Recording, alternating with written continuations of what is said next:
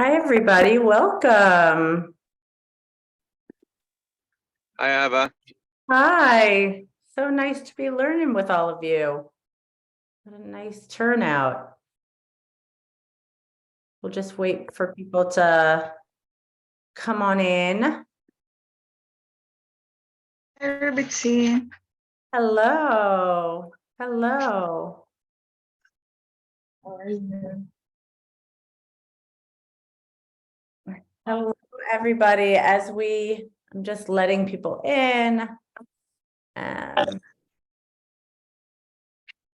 to see such a nice turnout. Just Ahava. Also, should I saw that. I don't know. I'm sure that Shlomo's wife. you know who it is. just a reminder, guys, that we weren't muted when we came in, so just to people to attend to their mutes if whether they want to talk, speak or not. Mute it? Mute. I am muted. I don't want to be. I will. I don't want to be seen in bed with you. Okay, so. I can't hear her. Whoever said that, that's very funny. Okay, how do I mute all? And we're just waiting for everyone to come on in. Just call searching out Spiritual Chametz. Yeah, Silas reminded everyone to please mute, so go ahead and do that. Okay, we'll give a few more minutes, and in the meantime, I will share my screen.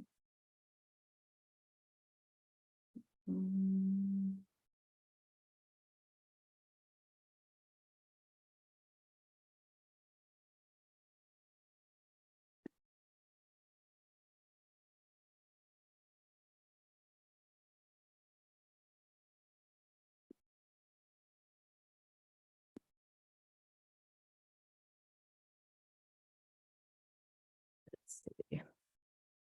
How do I do that? I don't need to see all of that, guys. Just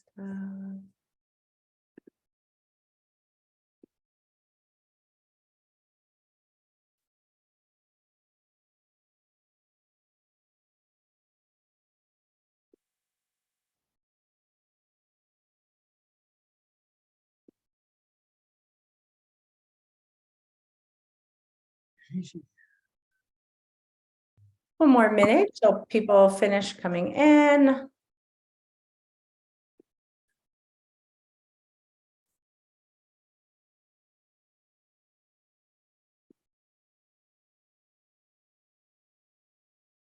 I'm not sure what you're seeing, but I'm hoping you're seeing the right thing.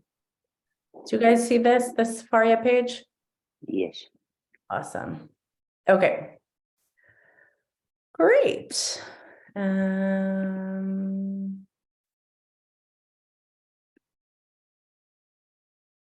So welcome everybody. For those of you who don't know me, I am Rabbanit Ahava Schachter.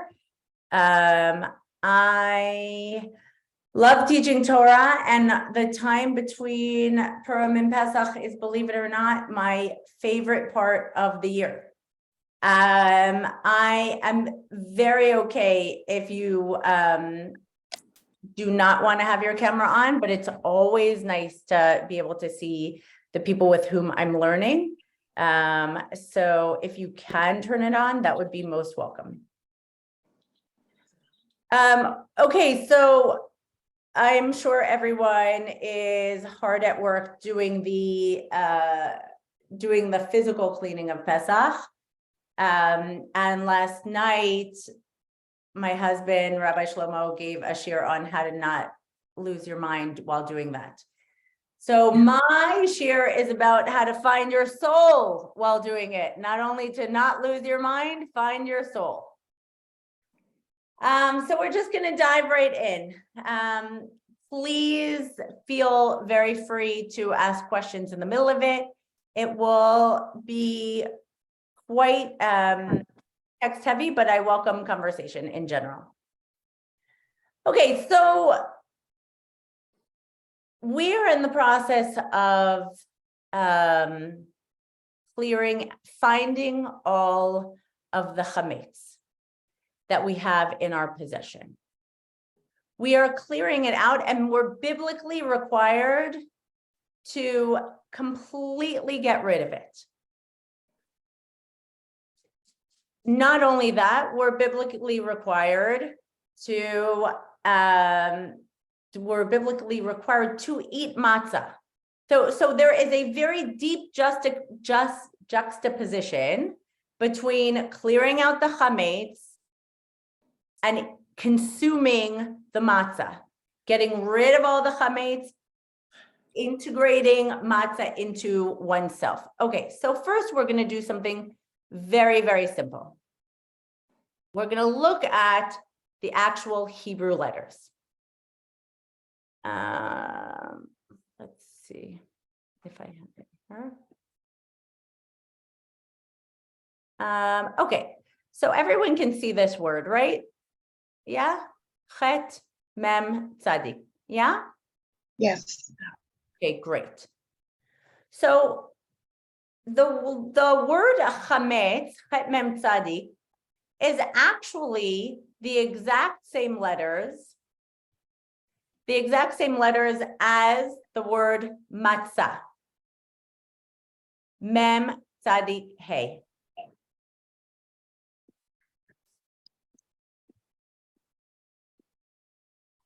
Blessing matzah. Hopefully this will give us in Hebrew.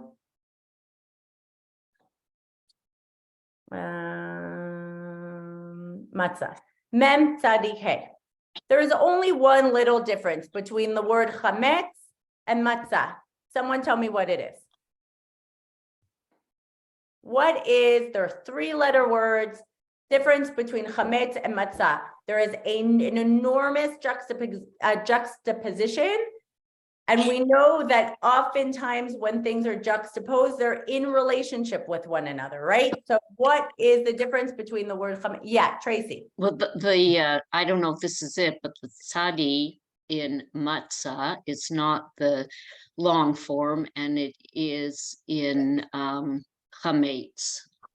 Okay, that is a difference for sure. But when we're looking at the actual letters, chametz has a mem. Chametz, matzah has a mem. Matzah. Chametz has a tzadi. A chet. Sorry. But is it not a chet at the beginning? Very good. Okay, so the It's a hay between and a chet is Yes. different. And one has a hole in it, like the chet is full and the hay has a space in it. outstanding. So now I need to look at who's actually. Can you just say who? Because it's not going on the speaker. Oh, Who's sorry. Mrs. I'm Debbie Pollock from Winnipeg. Debbie And Pollock I'm from Winnipeg. And I'm Jonathan Leipzig from Winnipeg as well, but now in Vancouver. But yeah. Fantastic. Are you Jonathan's Ima?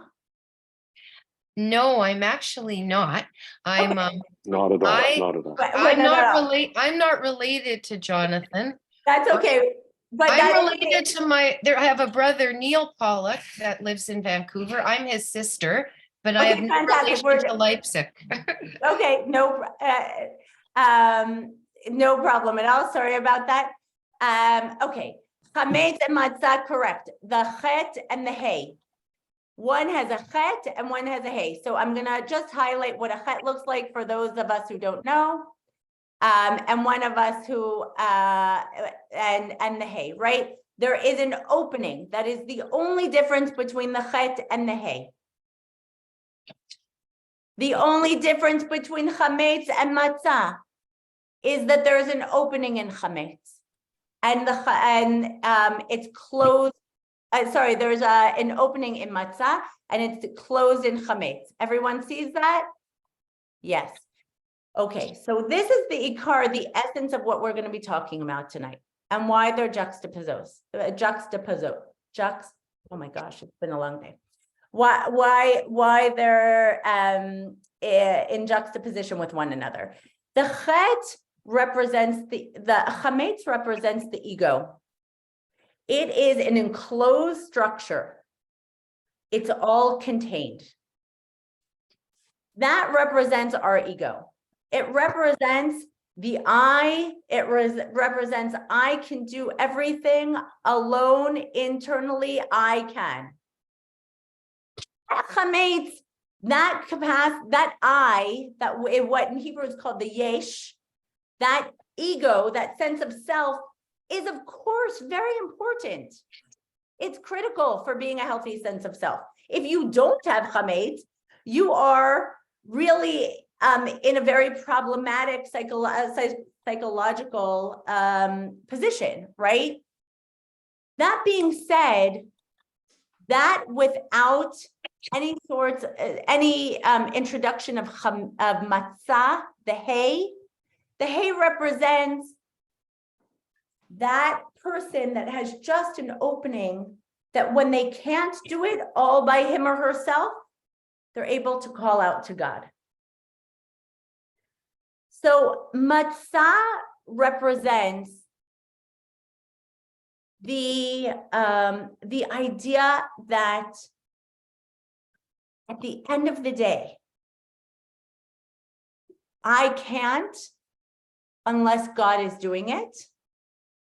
And even more than that, there is a critical concept in Judaism called bitul atzmi, which is the nullification of self. Now we know, and we talk very, very frequently about the fact that we are not a religion that promotes, self-flagellation and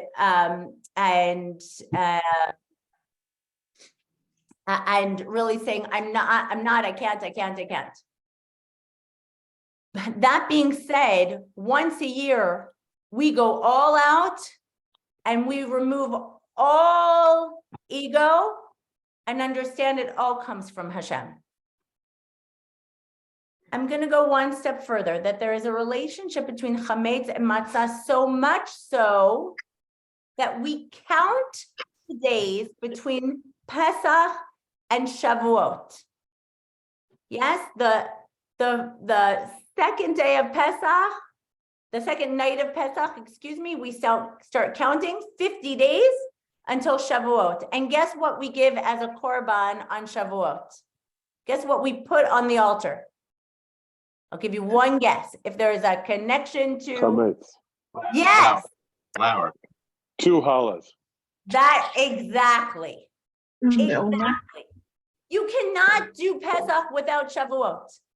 You cannot do Pesach without the fact that you have a healthy self. But once a year, you need to clear out all of that ego and say, it was not by an angel, and it was not by a saraf, and it was not by my mentor or my money or my this or my that are all important messengers, but it was by God alone. By God alone. And so we're going to go further. We're going to look at what the B'dikat Chametz process is. So, okay. The search for Chametz starts the night before Passover. You're having the Seder this year, it's Wednesday night. So Tuesday night, you are going to take a candle, and you are going to take a feather, and you are going to take a spoon, just like it says in the Gemara, and you're going to search for chametz. I highly recommend for people that have little ones, they do it with a flashlight. That being said, why a candle? A candle is, there's the pasuk, Ner Elohim Nishmat Adam. Let me just bring it in front of you. If I can find it, I'll just talk you through it. Ner Elohim Nishmat Adam. The candle of God is the human soul. Our soul is divine light. And we are to remember that our soul is, we are B'Tselem Elokim Mimal, we have Chelak Elokim Mimal, we have a piece of divine directly in us, and that's our neshama. Nothing can taint it, and it's a direct piece of God. And what is the candle of God? That's our neshama. So we are symbolizing the searching of any internal chametz through basically shining our neshama. Right? We're shining our neshama because we believe that our neshama is greater than the chametz. More than that, we are searching once we've already cleaned everything. I remember as a kid going through with my father. First of all, I hated bidikat chametz because we would go through like the crevices in the couch and like pick out all that stuff, but all the like crumbs and stuff like that. But I was thinking, we just cleaned for like a week and a half. Why are we searching? Everything's gone. Well, we search for two reasons. One is again, that symbolic candle is saying that our neshama is brighter than the chametz within us. And more than that, we're not looking for the big pieces. The big pieces of chametz we usually get rid of throughout the year. We got rid of it on Yom Kippur. We got rid of it on Rosh Hashanah. We declare God is king. We understand we are the servants of God. That's pretty much nullifying our ego. We got rid of it in Sukkot when we declared everything that was material not important, and we're going into the clouds of glory, and we're immersed in the clouds of glory. We got rid of it. We got rid of it on Purim when we didn't know the difference between Mordechai and Haman, and we understood that everything is one. But this is the holiday that we go crazy looking for even the smallest bit, the smallest remainder, the smallest remaining ego. We search it out because we understand that we don't want anything to stand in between ourselves and God, and we're willing to search to that extent. But I want you to also, so let me go back. There is a Kabbalistic custom. I mean, the way I did as a kid, I married into Kabbalah. I was not raised with Kabbalah. I remember as a kid wrapping chametz in aluminum foil. Wrapping chametz in aluminum foil and chucking it throwing it where my dad couldn't see it, and he would search for it. And I was thinking, why aluminum foil? That stuff can't burn. Like, why are we? But we collected a couple of pieces, but Kabbalistically, we're supposed to do 10 pieces where we actually hide it. It's basically a hide and go seek with the chametz. And that's because we know that there is always more that can be found. But when we actually look at the process of bidikat chametz, we say a blessing before on the actual search. And we do the search. Those are our actions. And that's what we're used to doing. We're used to doing our actions in the search. But now we're going to do two more things. The next morning, after the search, we are going to use this terminology that declares all chametz. This is, you've searched, before the search, you say a blessing. On the search, on the stuff that we do. After the search, we then say a very interesting Aramaic phrase. If you don't understand it, this is the time that you must say it in the language that you understand. If you don't understand the Aramaic, you are required to say it in English. And that's because you really need to be conscious of what you're saying, because you're making a declaration of your ownership. There is a halachic reason that you need to understand what you're saying.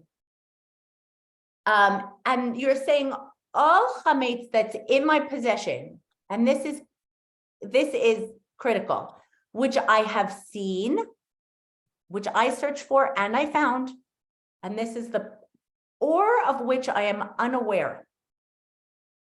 That is a critical part of it. The chametz that I'm unaware of, I hereby nullify it and make it ownerless. There is a word in Hebrew that's a halachic word. We did talk about the word of bitul. We said bitul atzmi, which is self-nullification. Here we are nullifying the chametz, but this one is the new word for Pesach. We make it hefker, and we make it hefker Ka'afra da'ara. We make it hefker, like the dust of the earth. We declare it ownerless. And then we declare it ownerless. And then we declare it ownerless again when we burn it the next morning. We declare it ownerless twice. And this declaration of making ownerless that chametz which I have not seen raises a critical point. That search for ego, but it's also it's not only the ego, it's the ego that understands that it's something different than God, that there's somehow a separation between self and God, that there are parts that we recognize that we don't even know about. I was sitting in the Passover Seder last year, and I was saying, I don't know what to free myself from. I don't know what I'm enslaved to anymore. I've heard endless classes in Shiurim and learned about, okay, we're slaves to money, or we're slaves to technology, or we're slaves. But I understand they're not in charge. So what is it that I have to free myself from? And I sat in the Seder honestly not knowing. And this year, there arose in me certain things that was very clear that I need to free myself from. And there's a part that I can search for about those things that I can free myself from, and I can get rid of. And there is a part that I cannot, that I'm still so entrenched in it that I need divine help. I need help that's not from an angel and not from a saraf, but from God, God's self, to clear myself out, that I am that sense of separation is completely flattened and nullified between myself and God. We also do something else in that fire, which is the last part. And I'm going to come and show you this because I'll show you and then I'll explain it to you. Does anyone want to guess what this is? Now, I am a person that loves decluttering, and I can tell you I've kept this since Tishrei. Anyone guess? Looks like a lulav. Looks like a dried up lulav, doesn't it? Yeah.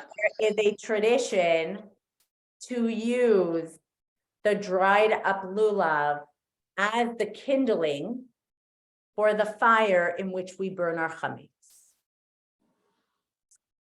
So not only is there a juxtaposition between, like we said, Pesach and Shavuot, there's a juxtaposition, a very important one, between Sukkot and Pesach. Sukkot is when we harvest, we pray for rain, we've And we just pray that it's going to be a good material year, that our harvests are going to be plentiful, and that we have what sustains us. And we understand that even in the physicality, God is everywhere, right? We shake it in every direction. And then even that we burn. Even when we are using our compass, let's say, that we use on Sukkot, pointing to God in every direction and shaking it for symbolically, when we pray for rain, when we pray for a good sustenance and a good year, even that we burn. And we use it as the kindling flame of what we burn, of the fire that we burn it. Okay. We're going to go into a bit more text.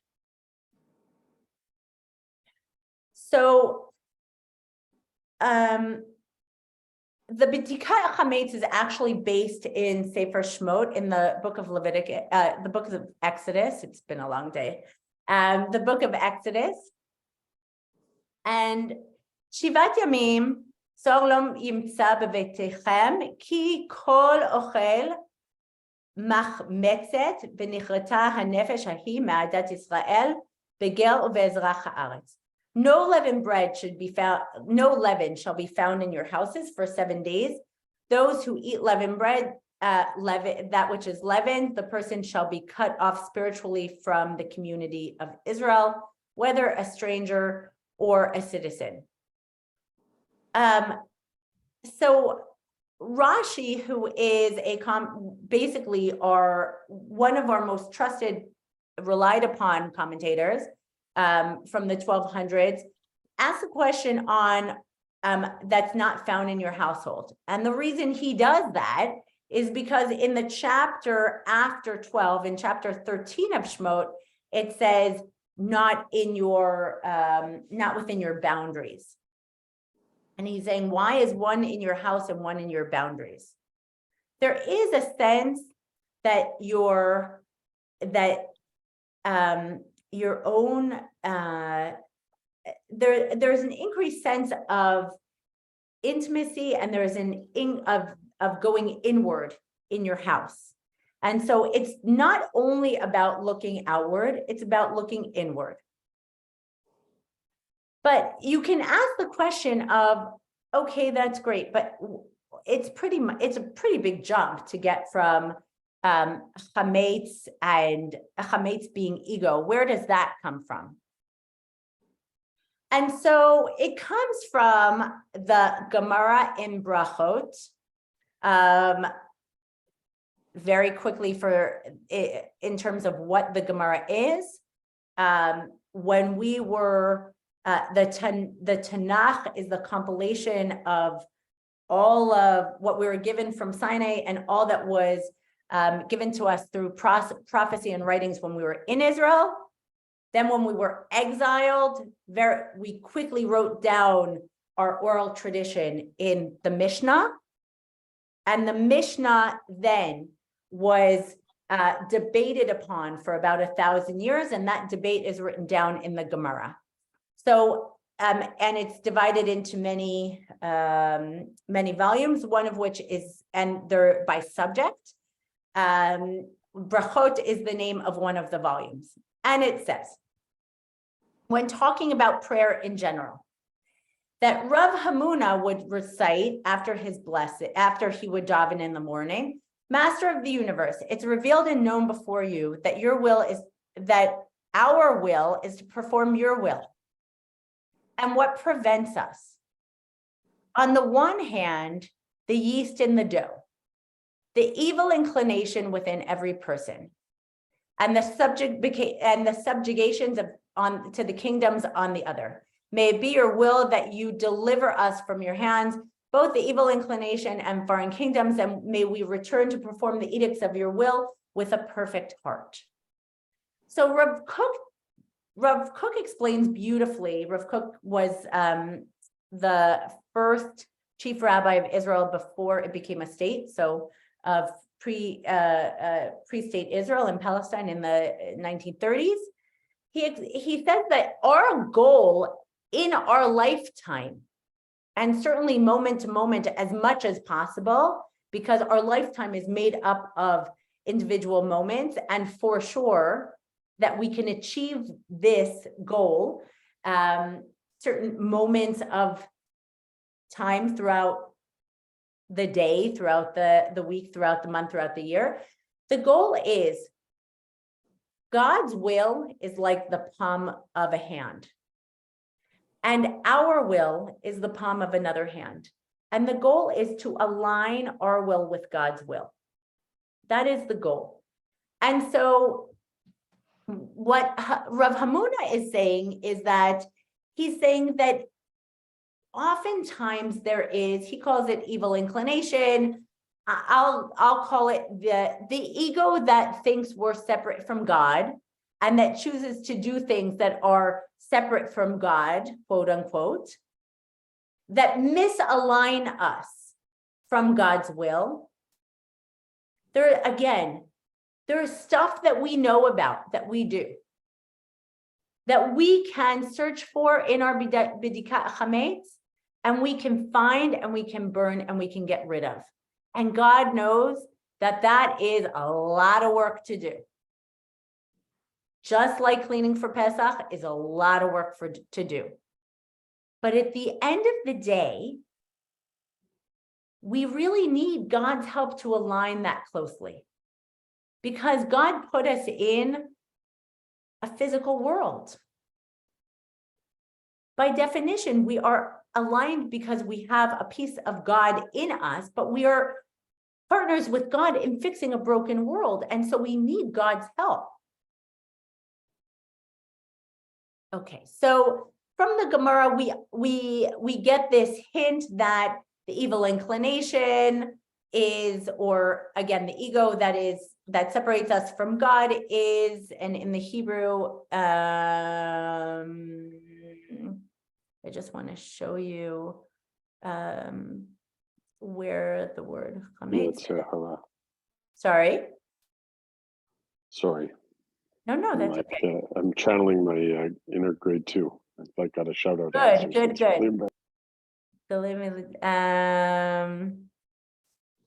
Tamdenu b'keren ora v'tamdenu chashacha delibenu chashuch. Where is it? Hamnua matzilei.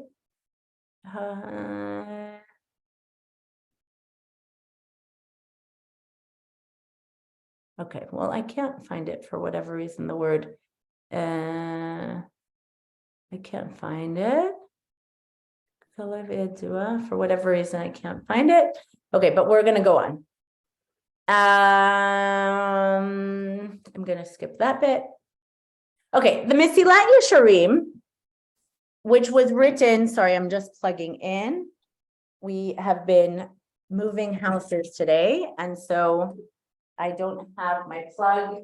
I'm not plugged in. Please excuse me. Okay.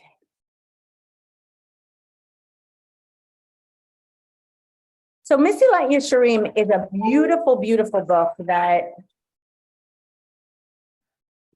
hi, welcome to everyone who's joining. Mesilat Yesharim is a beautiful book that if it hasn't really been taught to the general congregation, is something that I might offer. It's a book on Musar, which is not something that I often teach, which is basically straight up ethics. But it's done so beautifully.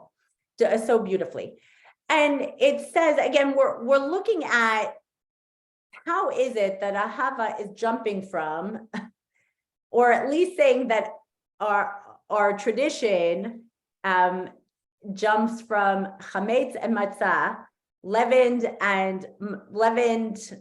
products and matzah, to ego and nullification of the ego. Where is she getting that? So I'm just trying to bring in a couple sources so you understand I'm not pulling it from thin air. Okay.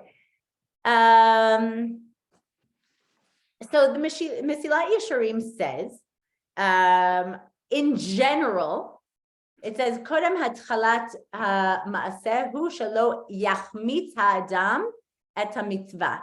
So I want you to just see, this is what I was hoping to find in Brachot, in the previous quote, but this is one of Yachmitz here is to become delayed. It's also, by the way, the same word in Hebrew for vinegar and pickles, chamutz, chamutzim, chametz. It's the fermentation process. It's the bubbling of air. It's all the same words. And so the Mesilat Yesharim says, in general, before doing, one should do a mitzvah quite quickly and not delay it. That's in general for any mitzvah. If you have a mitzvah in front of you, should do it as quickly as possible so it's not delayed. Okay, but then he brings in Al ken hizaru zachronam livracha v'shmartem et hamitzvot hamitzvah haba liyadecha al tachmitzena. So he brings in this concept that no mitzvah should be delayed from this part of Shemot that talks about and you shall watch over the matzahs so that so that they don't become chametz. So when you're making matzah, your hands cannot leave it ever. And you have 18 minutes and you literally have to constantly be taking the air bubbles out, constantly. And it needs to be done so quickly that it doesn't become chametz. So the Mesilat Yesharim is drawing a parallel between that's true of any mitzvah, and we derive it from this of how to make matzah. Okay. Then we get to Rabbi Nachman.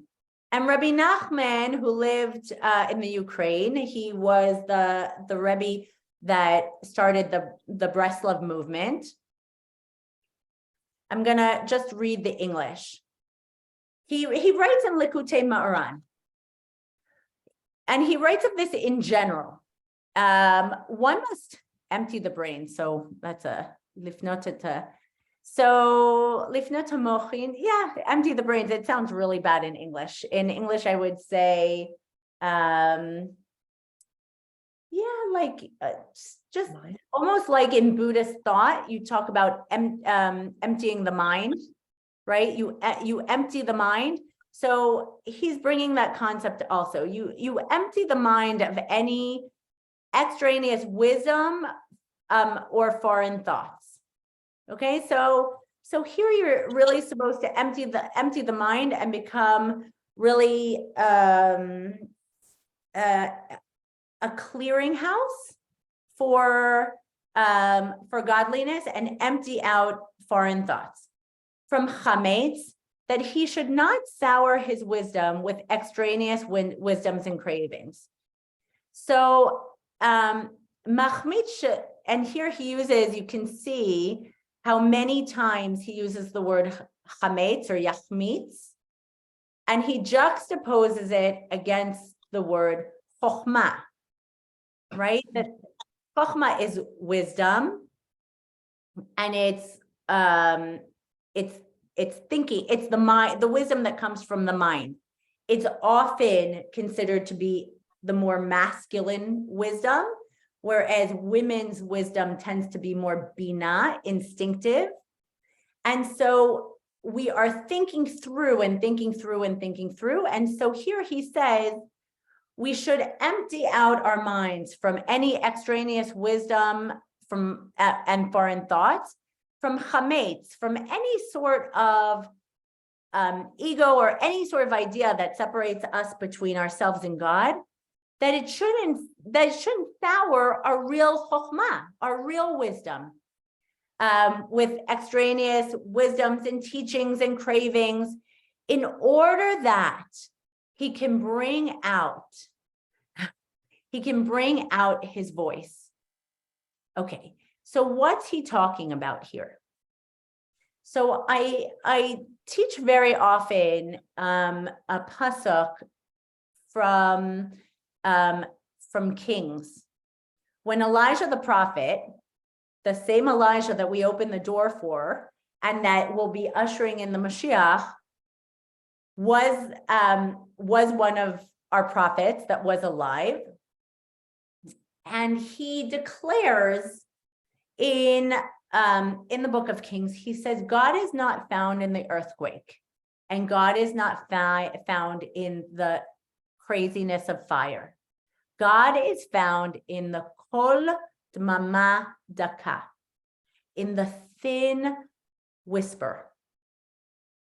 And what he's talking about is in the thin whisper within ourselves. And here I want to draw back again to this idea of our neshama is God's candle.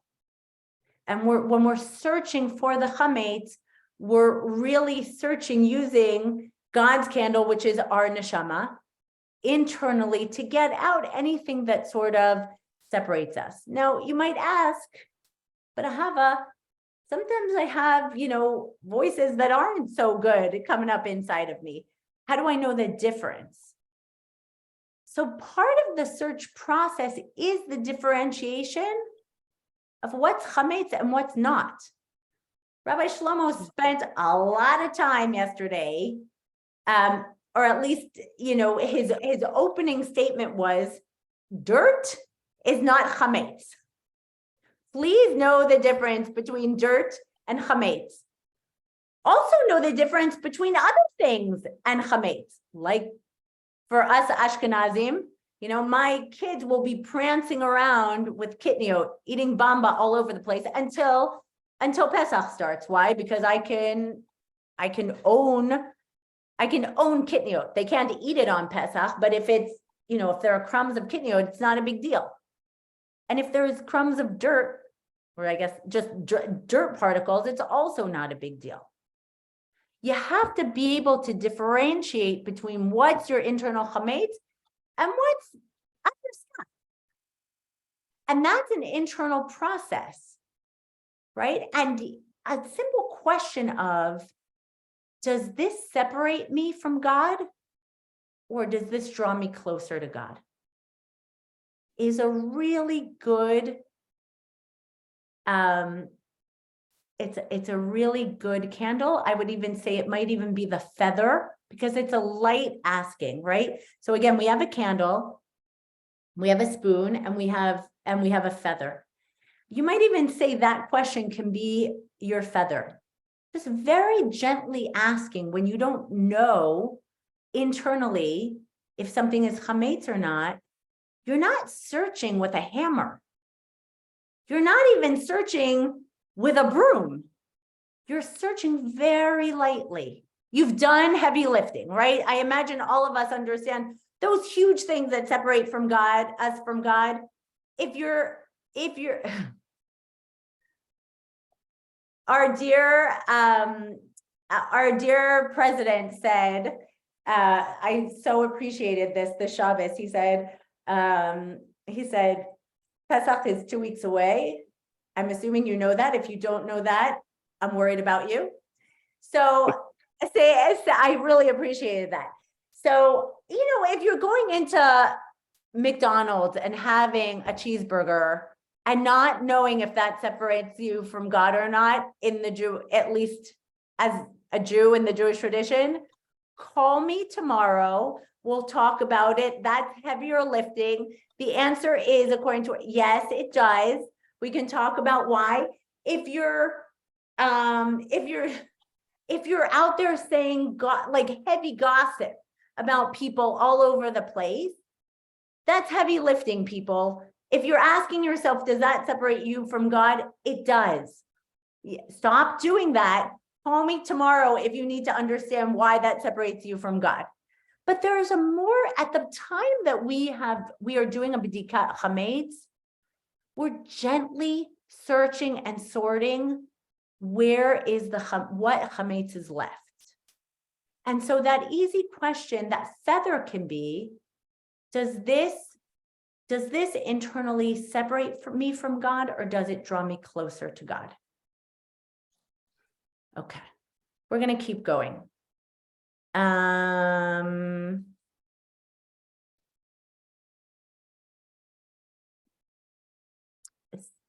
Sorry, okay.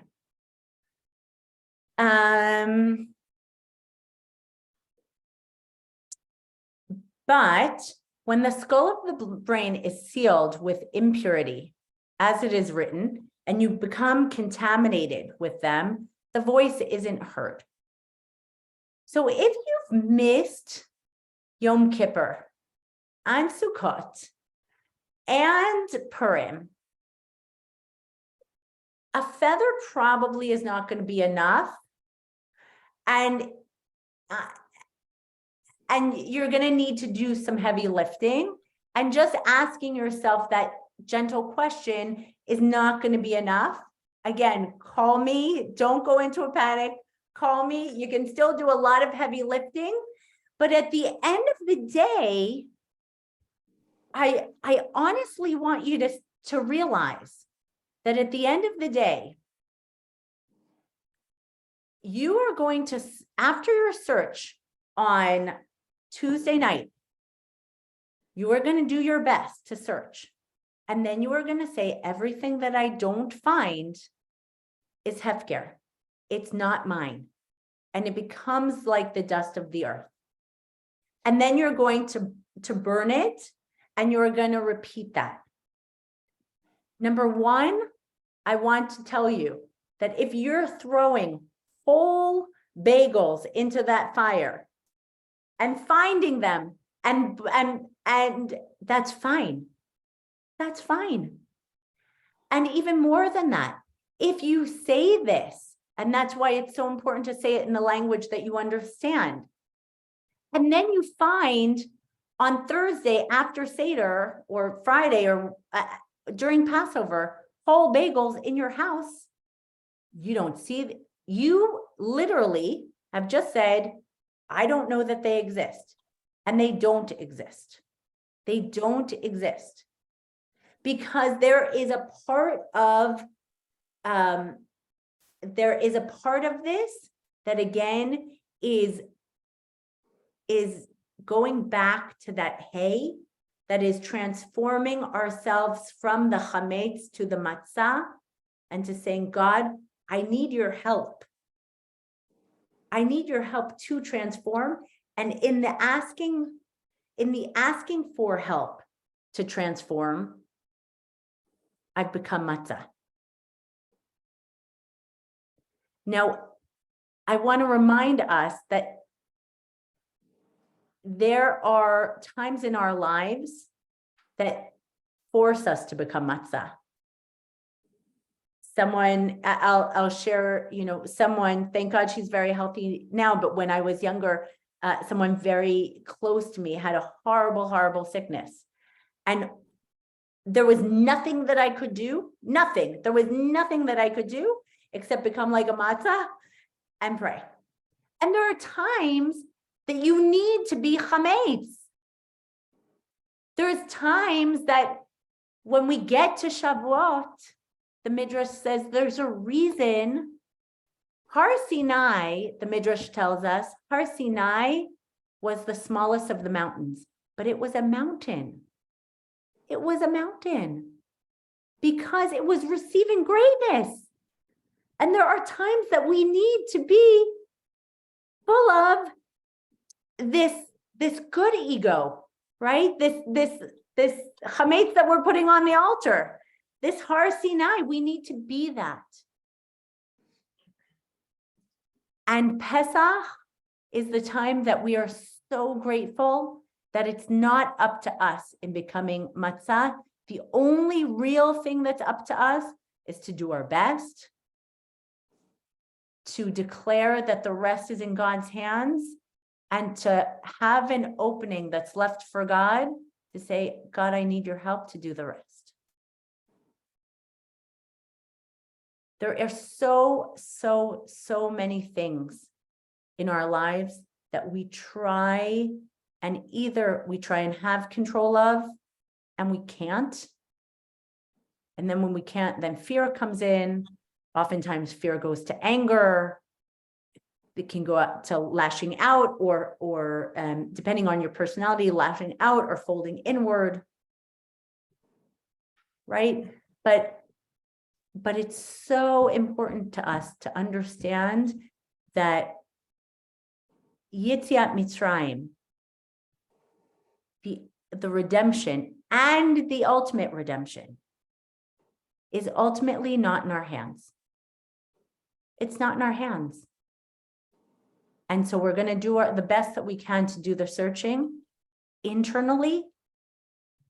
We're going to do our heavy lifting, which we've probably done a lot of, probably going to do a lot more in the next couple of days.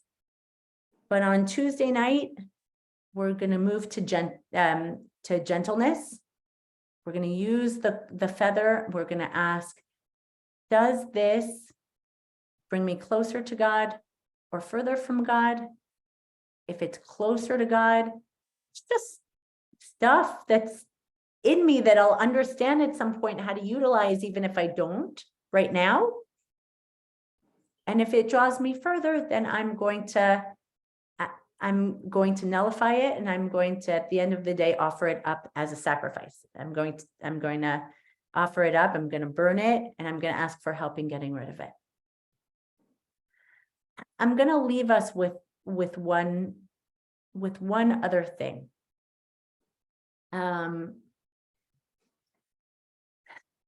The things that are most out of our control are often the things that we talk the least about.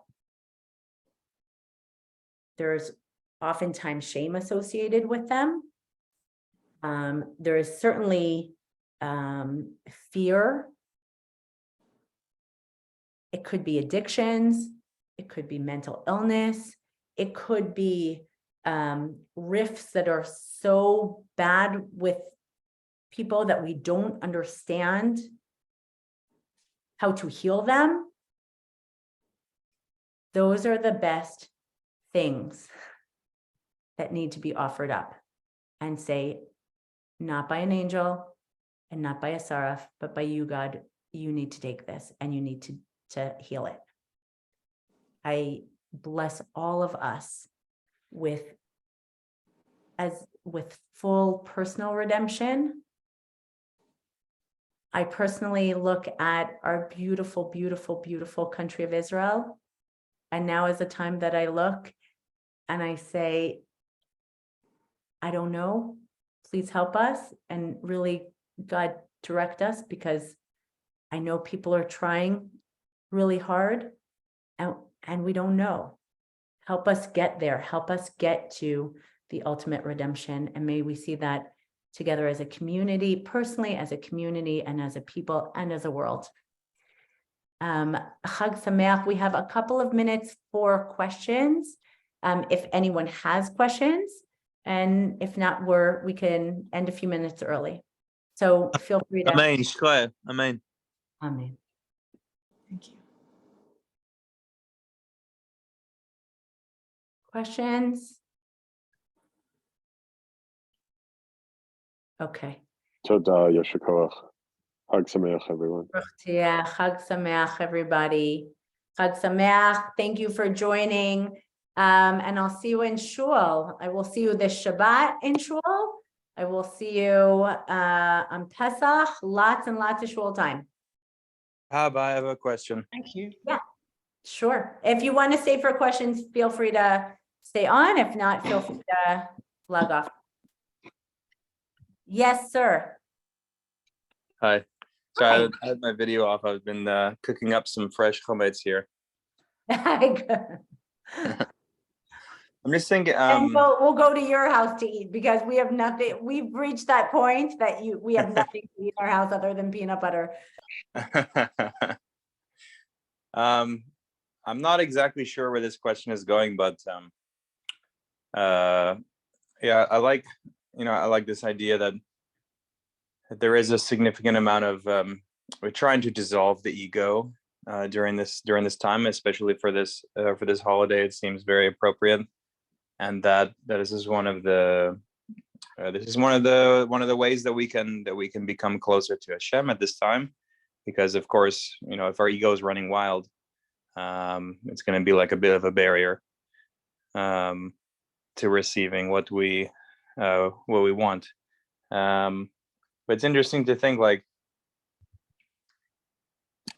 but at the same time, we have to do all these processes that involve using the ego to direct us to do certain things and to be mindful of certain things. And so, yeah, I was just wondering, like, I know we spoke about it tonight. I like the idea of the feather, etc. But I can see some trickiness happening when we're like using the ego to do a process that is supposed to make us dissolve the ego. Yeah, so I think that's true. I think discernment is by definition ego. But Yeah. by definition, that's why actually Purim precedes Passover, because there is no discernment, right? That you don't know the difference between Haman and Mordechai, you're getting rid of that. So you've gone through that process, and here you're doing one step further, which you're saying, God, I need your help to go beyond that. Because at the end of the day, you do, right? The whole year, the calendar year, is a process of this ultimate, I would say, deflating of the ego and knowing what is your healthy chametz that you're going to put on the altar, right? We literally count until we celebrate the chametz, right? That we're not only sitting in a place of emptying your mind. I think there is, just by being grounded in this world, and also, by the way, Passover is such a physical holiday, right? You must consume matzah. If in the time of the Korban Pesach, you must consume your Korban Pesach. You must clear out your chametz. It's a physical holiday. So by definition, there is that physicality, which by definition means there is that ego and the yish, right? There is being in this world demands that of you. So I think at the end of the day, we have two things that we are going for here. One is that we have an instruction book. And in the end of the day, that instruction book is God. There is no separation between God and the Torah. And so, and I hear this, I think this is what Rabbi Nachman's also talking about, which is, we are, at least in the hashkafa, or the vantage point that I come from, we take from the wisdoms of the world and we uplift them and we utilize them and we integrate them into or we put on it the Torah framework, and we understand how that's integrated. Here he's saying you don't even do that, right? Because I know Rabbi Nachman often speaks about simplicity, and people ask him, what his big secrets are. How are you such a big tzaddik? He's like, I do things as simple as possible. I don't overthink it, and I embrace simplicity in every aspect of my practice and my service to Kodesh Baruch Hu. Yes, absolutely. And there are people, and I don't want to pollute the idea of who he is, but there are certainly scholars who say that Rabbi Nachman was bipolar and suffering with bipolar, and that's why he was using, don't ever despair and go through joy, right? And so those are also, being in joy is also a very physical thing. But at the end of the day, those are things that literally you need to ask for divine help from, right?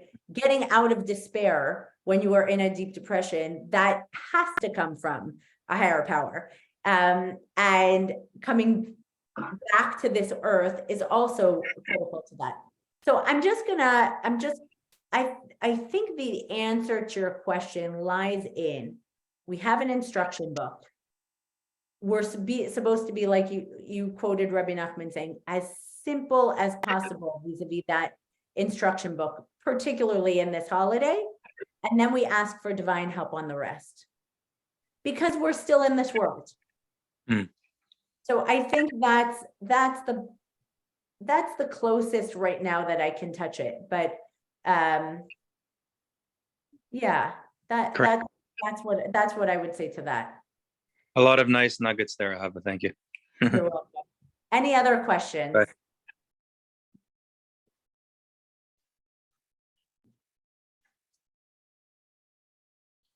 Okay, so on that, if no more questions, if you do not yet have a Seder to go to, you are very welcome to come to ours. Please feel free to reach out via email and we welcome you. And it should be a Chag Sameach. Thanks, everybody. Thank you. Thank you. Chag Sameach. Chag Sameach. Chag Sameach. Chag Sameach.